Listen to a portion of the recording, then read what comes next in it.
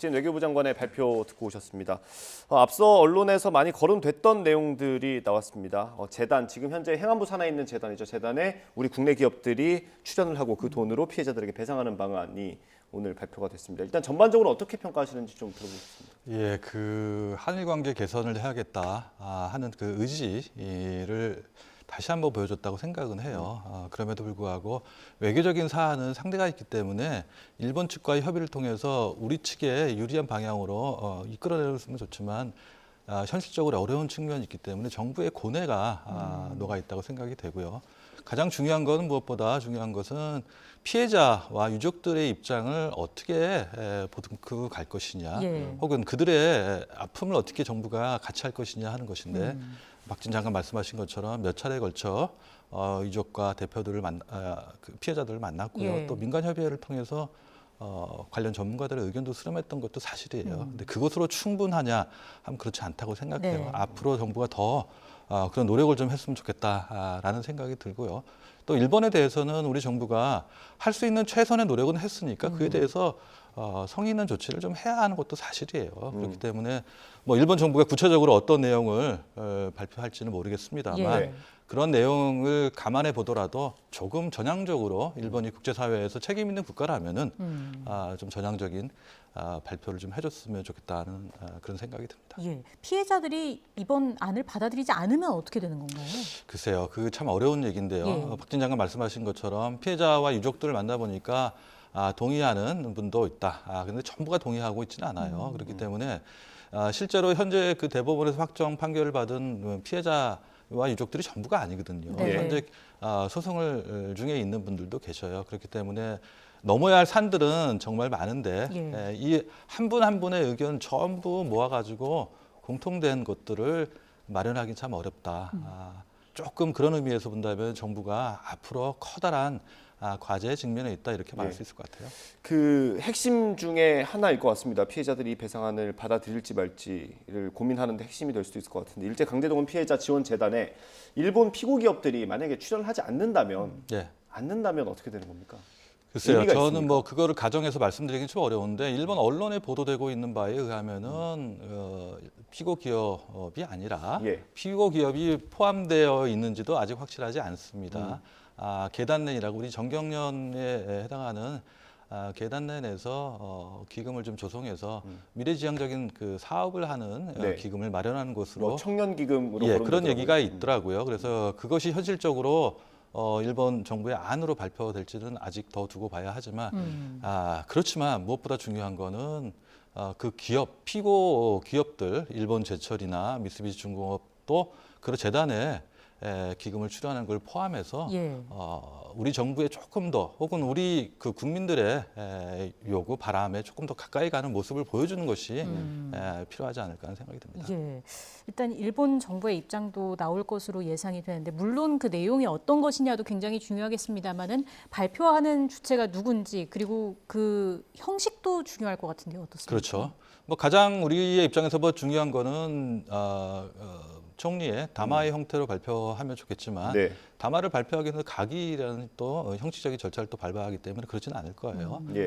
그런 의미에서 총리가 기자회견 등을 통해서 우리 정부의 입장을 평가하고 또 일본 정부의 입장을 발표를 하면 좋은데 저는 그렇게 생각합니다. 과거의 정권의 역대 정권의 역사인식을 계승하겠다 하는 것을 좀 더 구체적으로 과거 식민 지배로 인한 다대한 고통과 손해에 대해서 통절한 반성과 사죄를 하겠다, 진심 어린 사죄를 하겠다 이런 내용을 직접 기시다 총리의 입에서 들었으면은 그것이라면 어떤 의미에서 본다면은 사죄라고 할 수 있을 것 같아요.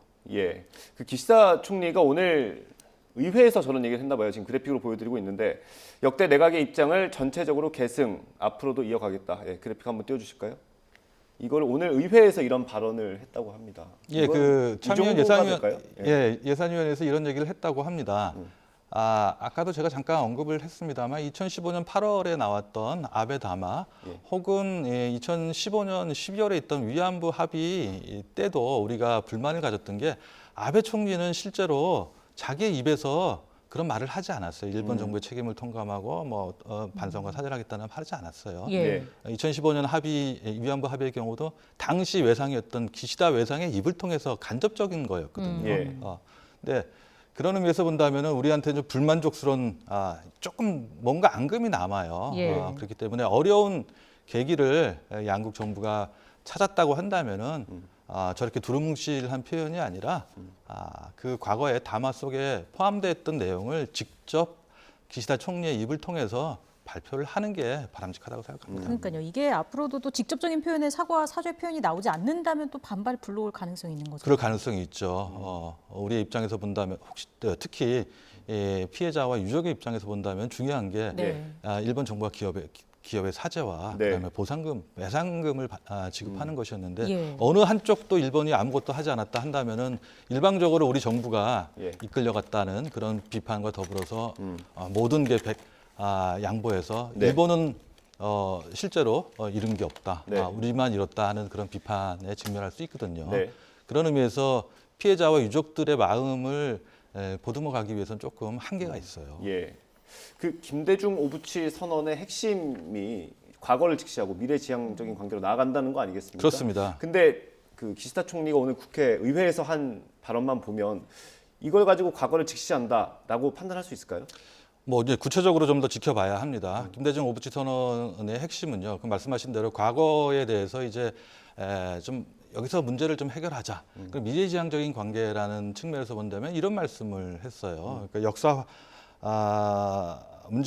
사실을 겸허히 받아들인다는 오부치 총리의 예. 그런 그 표현을 진지하게 받아들인다. 또 평가를 한다.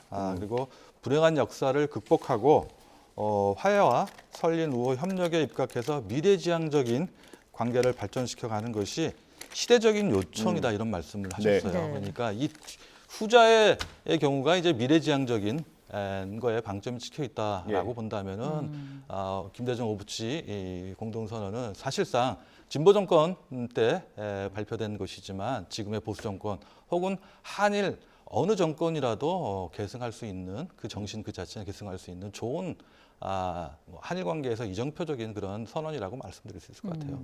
앞으로 남은 과제들도 좀 짚어주시면 좋을 것 같아요. 두 가지인 것 같아요. 기시다 총리가 어떤 입장을 발표하실 것인가. 간접적인 게 아니라 좀 더 직접적으로 우리 국민들한테 와닿을 수 있는 말로 표현을 해줬으면 좋겠고요. 두 번째는 일본 기업을 대신해서 우리 정부가 제3자 변제라는 네. 아주 특별한 어려운 그 결단을 했는데 이게 본격적으로 궤도에 올라가고 이 문제를 해결하는데 장관이 말씀하신 것처럼 끝이 아니라 시작점이 되려면은 예. 피고 일본 기업을 포함해서 일본 기업도 어떠한 형태든지 간에 참여하는 것이 필요하다. 한 두 가지를 말씀드리고 싶어요.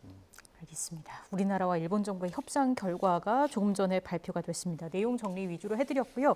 잠시 뒤 뉴스 앤 이슈 2부에서는 피해자 유족 측의 의견을 들어보는 시간도 마련이 돼 있습니다. 센터장님과는 여기서 인사를 드리겠습니다. 고맙습니다. 고맙습니다. 감사합니다.